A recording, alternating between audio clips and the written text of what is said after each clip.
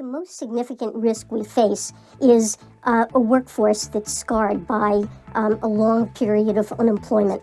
Is there a risk of inflation? I think there's a small risk, and I think it's manageable. Manageable. I don't anticipate that inflation is going to be a problem.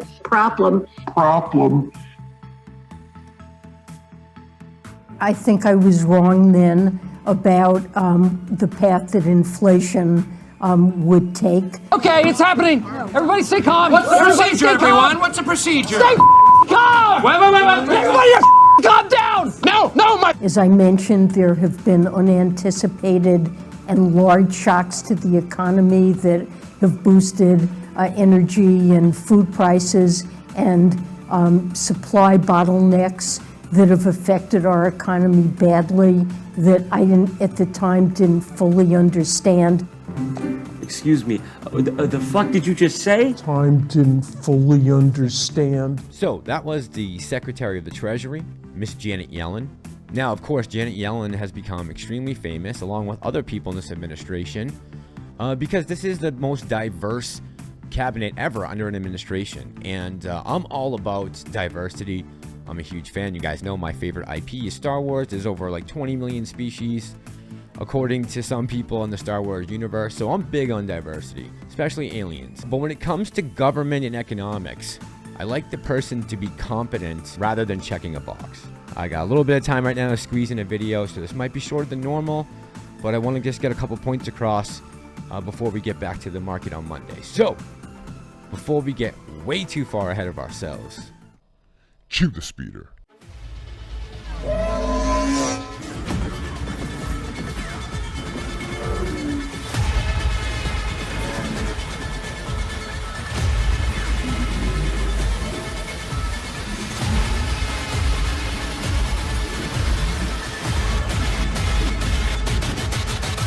This is the way.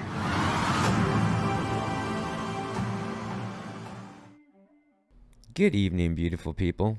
Guys, what's going on? It is Saturday, June 4th, 2022. And I gotta say real quick, just a shout out to everyone in this community who has reached out to me. The love and support and the condolences and all of that has just been amazing. And I can't thank you guys enough. I really appreciate it. Guys, again, thanks for everyone the last couple of weeks hitting the like button. We got 900 likes in the last two videos. I can't even believe it. You guys have been amazing. And a special shout out and thanks to my good friend Pantheon, who sent this to me in the mail. He knew I was struggling and needed somewhere to back up all of my data, and that my portfolio looks like crap right now. So he sent that to me. So Pantheon, my friend, I really appreciate you. Guys, go check out Pantheon's channel and tell him to get back on the radio. So yesterday, the market sucked across the board. The Dow, the Russell, NASDAQ, everything was down. I think crude oil was the only thing that was possibly up yesterday. And the meme stocks, along with the rest of the market, saw a red day.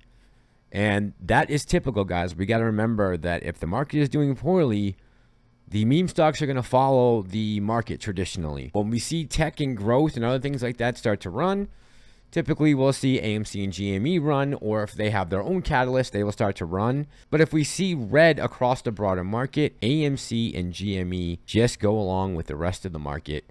I don't think we're being singled out or attacked purposefully. Now, on Patrick Bet-David's podcast last week, they were talking about Ray Dalio and his prediction about the market. And it's something I've been saying on this channel for a long time. And I know it's kind of like beating a dead horse. But Ray Dalio's take, I think, is spot on. And they talk about it in this interview. Watch. You know, he said something that really stuck out to me. He said, we're in a time where ideologies and politics drive economics, not the other way around. And I think, obviously, it's a complex issue with the Fed and monetary policy and decades of things gone awry. But I also, the political part is very important, and why we need members of Congress who are pro-growth and who understand economics. When you have, again, COVID lockdowns in some blue states, unconstitutional lockdowns where you're destroying small businesses, all of that stuff really does matter. And it is supply chain issues. All of this was incredibly political. And so when you have this kind of perfect storm of things, you need people who are able to bring it back. Groceries are getting more expensive. Gas is getting more expensive. The last time you filled your car up with gasoline, do you know what the price, remember what the price was? I drive an electric vehicle. Okay. It has become so political, and Ray Dalio was so on point when he said that the economy is now being driven by ideology and politics in a way it never has. I don't disagree. Folks, if you want to find out. So in case you guys don't know, that young lady is Catalina Lauf.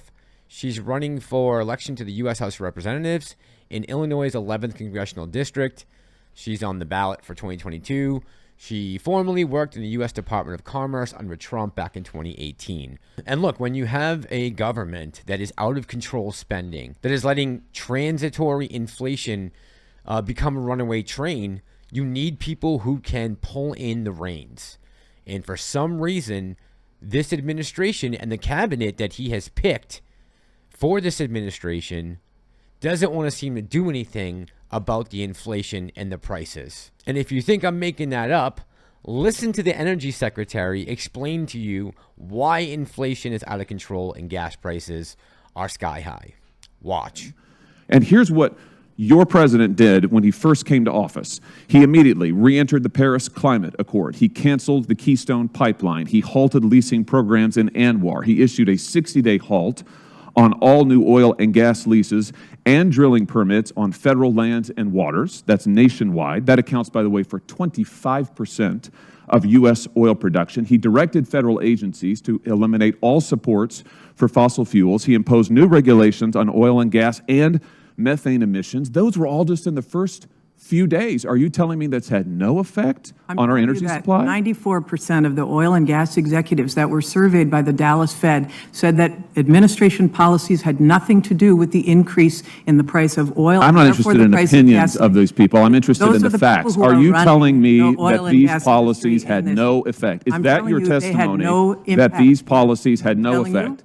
Are you telling me, Madam Secretary, are you telling me under oath that these policies had no effect? I'm telling you that 94% of the oil and gas industry. I'm not interested in their opinion. I'm interested in the facts. So, no, they did not. Ask that is Vladimir a remarkable statement about the increase in demand and the decrease in supply from pulling Russian barrels of oil off the market, thanks to rightly the United States saying we're not going to take Russian oil. What are you doing to bring down the price of gasoline, which has been going up consistently since you took office? The price of gasoline is derived from the price of oil. The price of oil is at $110 a barrel. What are you doing to decrease it? On a global market, sir. If you could let me finish. If you would answer my question. I am answering your question, sir. Oil is traded on a global market. We are paying extremely high prices today, just as they are in Japan. What are you doing to get it down? Just as they are in Germany. Just as they are in South Africa. What are you doing to get it down? We are calling for an increase in supply. We are releasing 1 million barrels a day from the Strategic Petroleum Reserve to try to balance out. Who are you getting it calling for an increase in it supply is the largest. Could I get an answer to this question, Mr. Chairman? Who are you calling for an increase in supply from? From our domestic oil and gas manufacturers, from international oil and Even gas as you cancel their leases? Senator Hawley, if you want to answer, you have to allow the Secretary to answer. So that was the Secretary of Energy, Jennifer Granholm, who already admitted to Congress that she drives an electric car. So gas prices are not affecting her in the way that they're affecting every other American.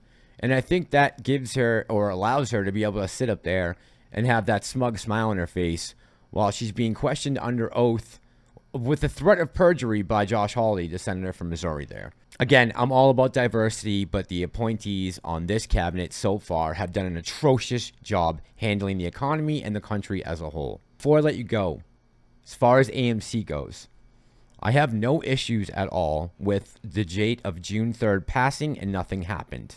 I never counted on the executive order when I bought this stock back in the winter of last year. This was not something I was looking towards to help me squeeze this stock. The fundamentals haven't changed about the play. Nothing's changed. They're not taking me out of my position without the numbers I'm looking for. Until we come to those numbers, I'm staying in the play. Now, that's a decision all of you have to make on your own. But I hope you're going to ride this out with me the rest of the way. And with that said, it is getting a little late and this is running long. So let's cut it here for tonight. Think about the cabinet right now, the job they're doing, if you really want these people to be in power 2 years from now. All right, guys, again, thank you so much for all the condolences, everyone who reached out towards my family. I really appreciate it. As always, thank you for all the subs, the views, the likes, the comments, my new subscribers, my OGs. I appreciate each and every one of you. We are here to break the wheel. This is Ape Nation. I'm the Massalorian, and I'm out.